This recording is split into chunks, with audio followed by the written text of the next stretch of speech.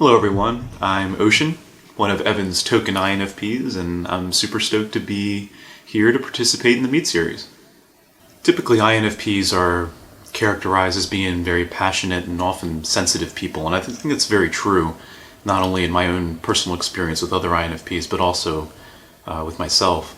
One image though that I like to use to imagine the INFP nature is to imagine that we're all really, at the end of the day, poetical kinds of creatures. By that I don't mean that we write more poetry than others, or we even speak more poetically than others.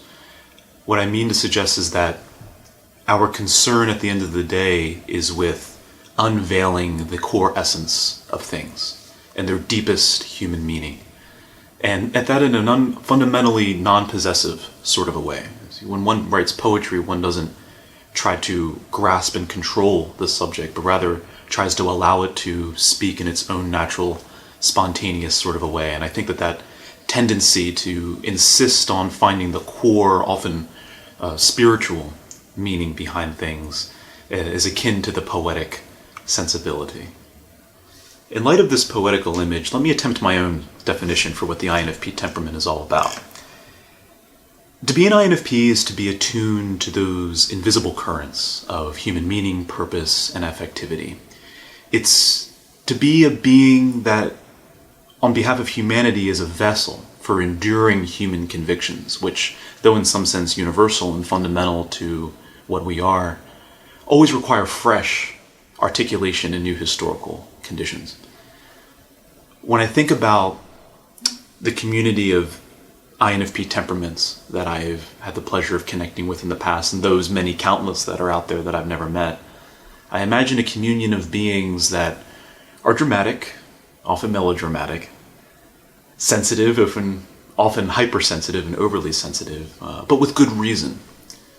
A kind of a being that can come across idiosyncratic, eccentric, often distant, not for any one of appreciation for the value of community or friendship, but because of our sensitivity to the silent spaces of our dreams, our attunement to those silent and invisible desires which lurk beneath the surface of our consciousness.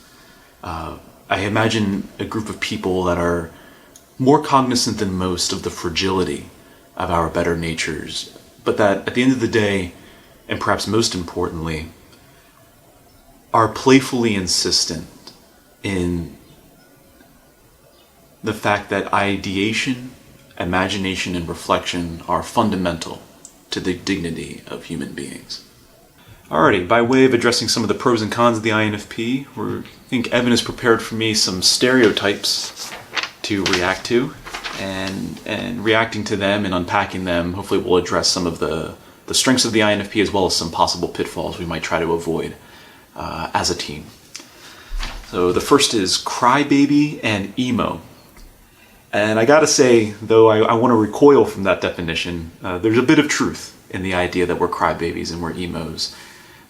Because we're beings that are so saturated with feeling and sentiment and emotion, and because we so passionately trust the inner compass, we allow our feelings to manifest themselves in their full authenticity. We trust that they have something to tell us, that they're picking up on something that we might have missed consciously. So it's important for us to allow those sentiments to be expressed, and that can often lend itself to a melodramatic or sensitive disposition, or in the case of the emo, a sort of character that insists on its own feelings, that broods over them, and that insists on their full, forceful, authentic expression.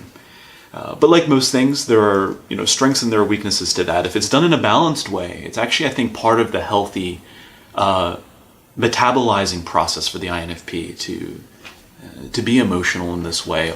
But of course, if one hasn't set the inner house in order enough, if one is too pulled by the emotions to a degree to which isn't merited, or if they're unable to properly contextualize the meaning of what they're feeling within a given problem or situation, then it can lend itself to the more negative side of that style. Next is non-logical. I think, in a trivial sense, that's true in the sense that because we trust the inner call of sentiment more than, shall we say, given matters of fact in the world, we can come across as very not pragmatic, not hands-on, not willing to implement solutions in a sort of managerial, systematic kind of a way. We'd rather be expressing how we feel without necessarily contextualizing that in a logical kind of game plan. And I think in that sense, as a tendency, that's true. I often have to be pulled out of my home by Evans A to actually sit down and express my thoughts in a more public kind of a way, or I have to be pushed by colleagues that study more of the empirical sciences to ground my thought in a more so-called logical way. I would, however, push against the idea that there is no rationale to the INFP temperament. We are logical insofar as we follow an inner consistency of values, and that we want our lives and our conduct to express as fully as they can our own inner rich working of values. And that has its own kind of logic, its own kind of rationality, and its own kind of rational persistence. It's just that it doesn't take the form of what's stereotypically considered to be logical. And we're talking about, deductive logic or scientific method via, experimental procedures that are verifiable via the five senses and so on.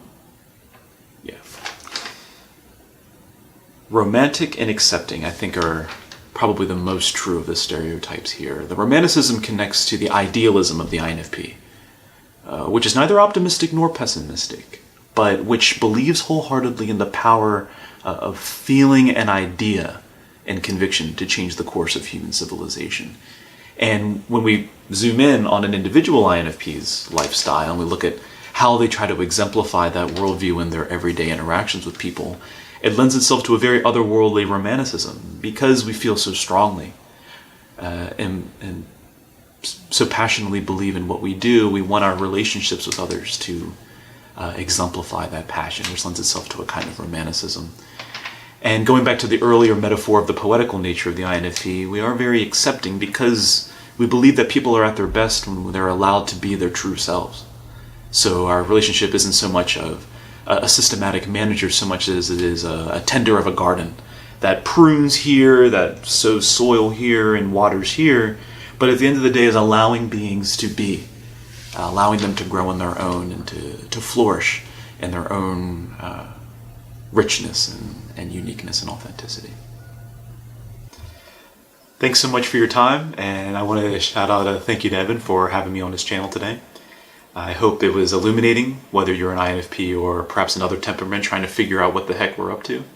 To those of you who aren't an INFP and perhaps are in the proximity of one, I'd invite you to continue to be patient with us as we are in our melodramatic, perhaps, spells of brooding. But to those INFPs out there, I would insist that you trust your inner compass, recognize that the feelings that you feel are valid, and that they're there to tell you something. But for that reason, it's also important to be patient with others, because it isn't just their job to be accepting and patient with us. It's also our job to figure out why it is that we feel the way we do, and what is the most effective and liberatory way to allow those convictions to be beneficial to everyone else. So best of luck to you.